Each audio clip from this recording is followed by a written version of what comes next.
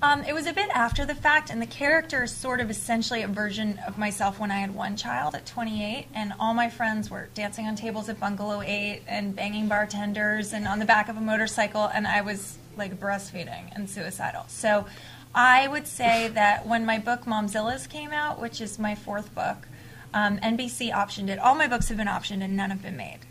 So I really abandoned hope about a TV show. I just figured, God, I had like New York Times bestsellers that are just languishing in a vault somewhere. So this isn't happening. I should just keep my head down and keep doing the books. And when Momzillas was optioned by NBC, I actually had a glimmer of hope, and they hired an amazing writer from Friends, Dana Klein, who I know and is amazing. And I just really thought something would happen. And when it didn't, it kind of haunted me.